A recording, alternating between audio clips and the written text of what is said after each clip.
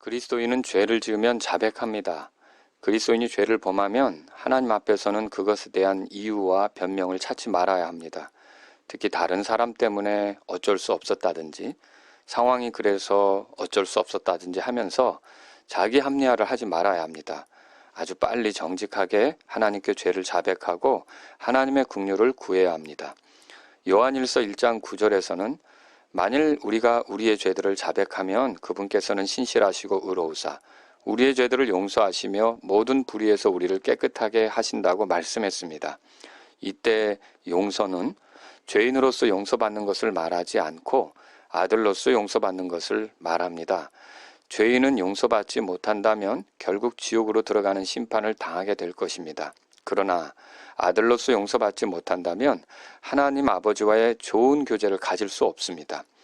그리스도인은 그의 삶에서 드러날 수 있는 모든 죄에 대해서 이미 예수 그리스도의 피로 용서받았기 때문에 더 이상 그 신분이 죄인이 아닙니다. 하나님의 아들입니다.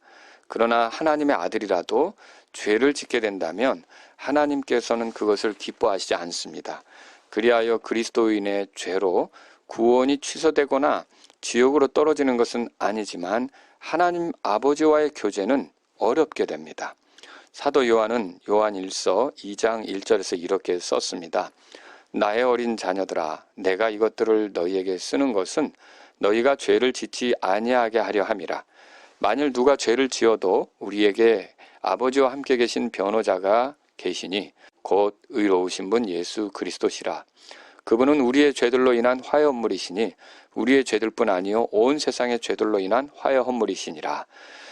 사도 요한은 그리스도인을 향해 죄를 짓지 말아야 한다는 뜻으로 죄를 짓지 아니하게 하려 함이라 라는 말을 했습니다.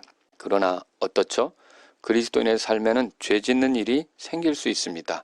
죄의 유혹은 늘 있고 우리가 성령님을 따르지 않고 육신대로 갈 때는 죄 짓는 일이 생길 수 있습니다. 그때 우리는 아버지와 함께 계신 우리의 변호자를 기억해야 합니다. 우리의 변호자는 우리의 죄 때문에 죽으시고 부활하셔서 하늘에 계신 예수 그리스도이십니다. 예수 그리스도는 온 세상의 죄들로 인한 화해헌물이십니다. 뿐만 아니라 지금 우리가 읽은 말씀에서처럼 우리의 죄들로 인한 화해헌물도 되십니다.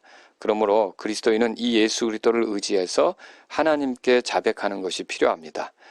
다윗은 시로써 하나님을 찬양하던 사람인데요. 많은 노래들로 하나님을 높였던 사람입니다.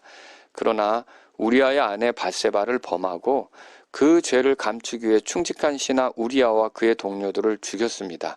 그 이후로 나단 대언자로부터 그의 죄에 대해 지적받고 그가 정직하게 그의 죄를 인정하기까지 그가 참되게 하나님을 노래하거나 올바르게 하나님을 경배했는지는 의문입니다.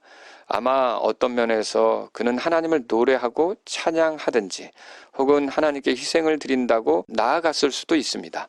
하지만 그런 상태에 있는 그가 하나님께 드리는 것에 대해서 하나님은 받지 않으셨을 것입니다. 그에게는 죄를 자백하고 돌이키는 일이 필요했습니다.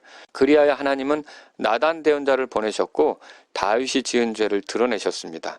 그때 다윗은 정직하게 자기의 죄를 시인했습니다. 그는 변명하지 않고 주께 죄를 지은 사실에 대해서 자백했던 거죠.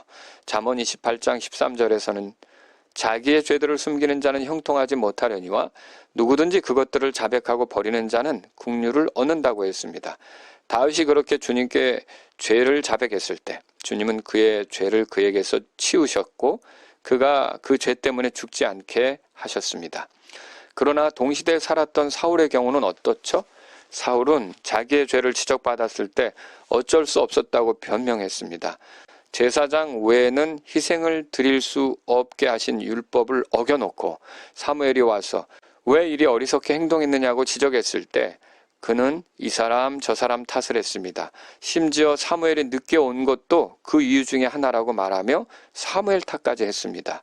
또 아말렉을 진멸하라는 명령에 불순종했을 때도 죄를 지적받는 순간 마치 자기가 주님의 모든 명령에 순종한 사람처럼 말하면서 자기의 잘못을 시인하지 않았습니다. 하나님께서 사무엘을 통해 그의 잘못을 분명하게 들추셨는데 그때 그는 하나님께 희생물을 드리기 위해 그렇게 했다고 변명했습니다. 하나님께서는 사울을 왕으로 삼으신 것에 대해서 후회하셨습니다. 마침내 하나님께서 그런 사울을 버려 더 이상 주의 백성의 통치자가 되지 못하게 하셨습니다. 죄의 자백이 없다면, 회개하는 삶이 없다면 주님께서 자신의 일에서 그 사람을 더 사용하지 않게 됩니다. 물론 하나님은 긍휼이 많으셔서 오래 참고 기다리시지만 계속 고집 피우면서 회개할 줄 모르고 죄로부터 떠나려 하지 않으면 귀한 기회를 거두실 것입니다. 그러므로 정상적인 그리스도인에게는 죄를 짓지 않으려는 민감함이 있습니다.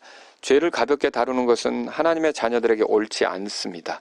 다윗이 정직하기는 했지만 그가 범한 죄들로 인해 징계당한 것을 생각해보면 죄는 너무도 큰 상처를 만드는 것입니다. 부정한 가운데서 밧세바가 낳았던 아들은 죽었어요. 또 그의 집에서는 형제들 간의 음란한 일과 칼부림이 있었어요. 우리의 죄가 우리 주님의 원수들인 사탄과 악한 영들에게 하나님을 모독할 기회를 준다는 사실을 안다면 그리스도인은 죄에 대해 민감하게 굴며 더욱 거룩하게 살아야 합니다. 또한 죄를 지적받을 때는 여러 이유와 변명들을 들이대면서 그럴 수밖에 없었다고 합리화하기보다는 정직하게 자기 죄를 자백해야 합니다. 그래서 그리스도인은 죄를 지으면 자백하며 삽니다.